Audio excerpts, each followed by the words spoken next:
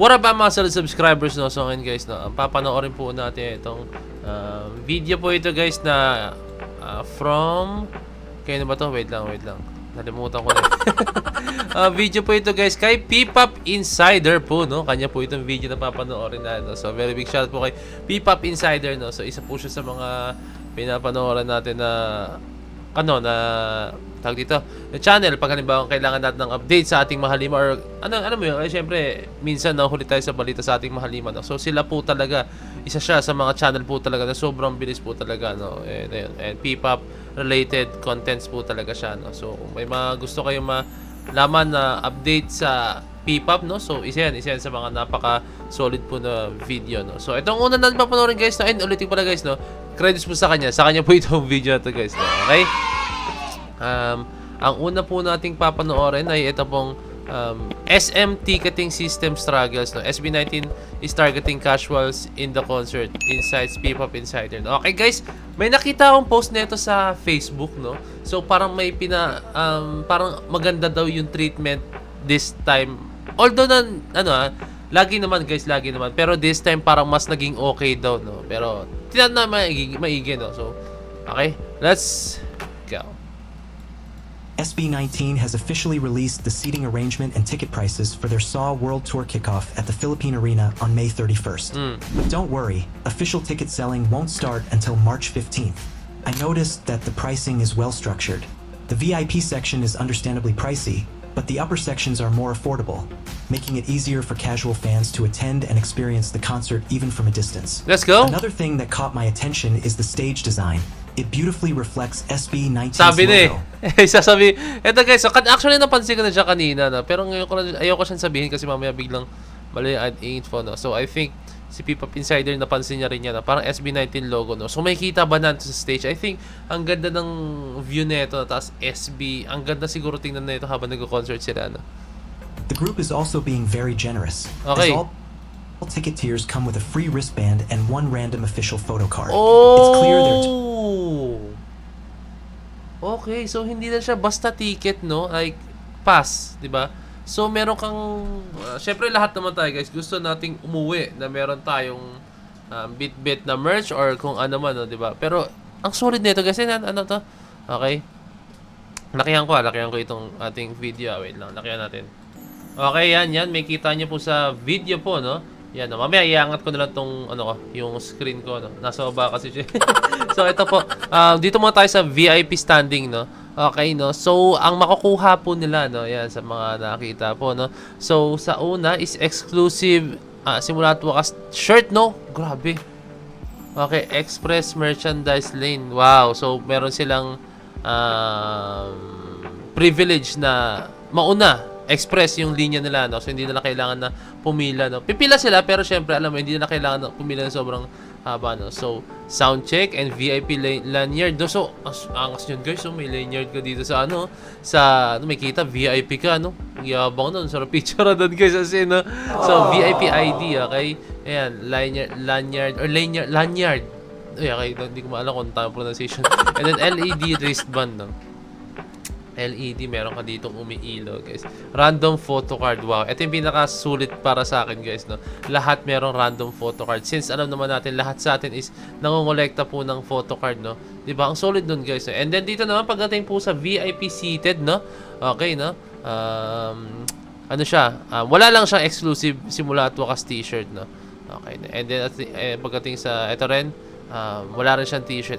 Pagdating dito guys, no, ang maganda rito guys, pantay-pantay na po siya, no? Like usually guys, usually po sa mga concert, no, pag nandito na kay banda, yan, box, upper box B, upper box A, usually pag nandiyan ka na, wala na pong check yan. Sorry, hindi nyo na makita, no? Sorry, yakit ko na. Yan, dyan ka muna point of heads. Dahil mo sinasabi. yan, dyan muna, no? Usually guys, ito po yung dito, no, yan. Kasi ito pare-pareho na sila, meron na. Pero usually pag dito guys, so ito, may iba nga kahit dito lower box na banda dito, no. Pero dito makikita niyo guys, meron pa rin po talaga sila, no, di ba? Napaka-generous po talaga ng ating mahalima, no. And makikita mo naman dito guys, talagang Ito ang gusto ko eh. Kahit ako naman guys, so ulitin ko sa inyo na kahit ako, pag pupunta ako sa isang event, pupunta ako sa isang concert, no, gusto ko meron akong bit-bit, no. Kahit nga lang ano lang yan eh, lanyard or kahit man lang na ano bang sabihin nating balloon, mga ganun guys, no. Ang sarap na sa feeling umuwi nun guys, no, na may bit-bit ka, no. What more pa po pag halimbawang LED wristband or random photo card. Damn, napakaswerte po talaga. Napakagaling ng management nila rito, no. Talagang binigyan nila ng importansya po talaga yung mga event goer po talaga, mga attend, no. So, okay. Game tuloy tayo. One random official photo card. It's clear they're targeting casual fans as well, ensuring that the upper sections fill up quickly. However, my main concern is SM Ticket System. I've had bad experiences with their poor ticketing service, including system crashes when trying to purchase tickets. Unfortunately, since Live Nation has chosen SM Tickets as the official seller, we don't have much choice but to deal with it. I've also encountered issues with auto-generated seating, which separated me from my companions. Oh! Ayan ang mahirap, no? Kasi lahat tayo gusto natin pag manonood tayo ng concert, gusto natin kung may kasama tayo, kasama talaga natin sila. Kahit ako guys eh, pag nanonood ako ng concert, gusto ko may kasama ako. Parang ang hirap manood ng concert na ako lang mag-isa, no? Pero yung nanood ako ng concert guys, nung sa Dunkin concert po ng SB19, mag-isa lang po talaga ako, no? Talagang lakasan na lang po talaga ng loob nun guys, no? And ayun, talagang nakita niyo naman doon. I'm very sure napanood niyo na po yung yung vlog ko na yun, vlog ko po yun, no? Kung di nyo pa napanood, hanapin nyo lang sa aking videos, no? Point of Heads Dunkin Concert SB19. Di ko alala kung ano yun. Basta, may kita nyo lang yun, guys, no? And, ayun, first time ko panood nun na sa SB19, and at the same time, mag-isa lang ako nun, no? And, napakasulit po ng event as in, no? And then, ano pa ba? Yun, gusto ko sana may kasama nun, pero, ang hirap bili ng ticket that time na, and meron lang isang fan na nagpa-unlock na sinabi. Hindi ko na maalala pangalan niya, so shoutout sa'yo kung sino ka man, kung nood ka, no, pasensya na, comment down below, hindi ko maalala pangalan mo talaga. And sabi nga niya, libre na nga daw niya, libre niya daw ako. Pero syempre, ayoko ng ganun, no. Pero kaya binili ko yung ticket pa rin niya, no. Pagkakatanda kasi meron siyang kasama that time, or may mga kasama siya, may mga friends siyang kasama, no. Pero yung isa yata nilang kaibigan is hindi makasama for some reason, and then piniem niya ako, and then yun, sabi niya libre na lang daw niya ako, bigay niya sa akin ticket. Pero hindi, binili ko pa rin yung ticket kasi naghirap po silang pumila doon, no? Pinaghirapan nilang pumila ron. Hindi naman yun to the point na bili ka sa online, like darating na yung ticket. Hindi, pipila ka po talaga, no, sa mga stores ng Dunkin, no? Kaya syempre binayaran ko pa rin, no. Okay.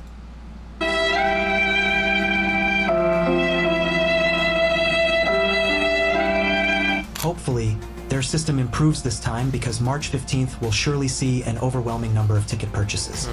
For first-time buyers, I advise preparing lots of patience since SM Tickets often experiences glitches. Ang ganda na pagkaka-visualize dito, Pop Insider. If you're getting physical tickets, make sure to store them properly and avoid direct sunlight and humid areas, as their tickets tend to fade over time. 18. What ticketing issues have you encountered before? And which seat are you aiming for this time? Personally, I'd go for upper box A, preferably in the center. I've attended concerts at the Philippine Arena before, and upper box A seats are decent. But if you're aiming for the best fan cam angles, lower box seats are definitely the way to go. Just a reminder, there's no good signal inside the Philippine Arena and traffic will be heavy after the concert, so patience is a must if you want to experience this once in a lifetime experience. Tama, no? Talagang grabe yan, guys. Maniwala kayo sa akin. Kasi usually naman, pag may nagko-concert po talaga sa Philippine Arena, sobrang asahan nyo na po, kahit expressway pa po yung dadaanan nyo, magiging traffic na po talaga. Dati kasi guys, wala pong sariling and like exit ang NLEX, no, pa Philippine Arena. Ngayon may sarili na siyang exit, kaya ang hirap na po talaga, no. Mahirap na siyang hindi siya mahirap, pero magiging traffic na po talaga. Patience lang guys to. Pag andun naman kayo, solid na po yun. Like pag nakaupo na kayo. And at the same time, pag pauwi, asahan nyo talaga na mahirap mo kasi traffic po talaga yan. Siksikan din po pauwi na. And ayun lang, patience lang. Ang mahalaga naman dito guys is, alam mo yun, napanood natin ang ating Mahalima. and perform sa Philippine Arena. I know lahat po tayo excited na, no? And ayun, just like P-Pop Insider, ano po yung mga struggles nyo pagdating sa ticketing, no? And nagustuhan ko dito is talagang binigay po ni P-Pop Insider yung mga tips na pwede natin gawin sa pag-purchase ng ticket. And ayun, no, binigyan niya tayo ng mga ideas, no? So very big shout out sa P-Pop Insider, no? Napaka solid niyang YouTube channel po talaga. So yun na guys, maraming salamat sa panood ng video na to, no? So this is Point of Signing out. Peace. That's it.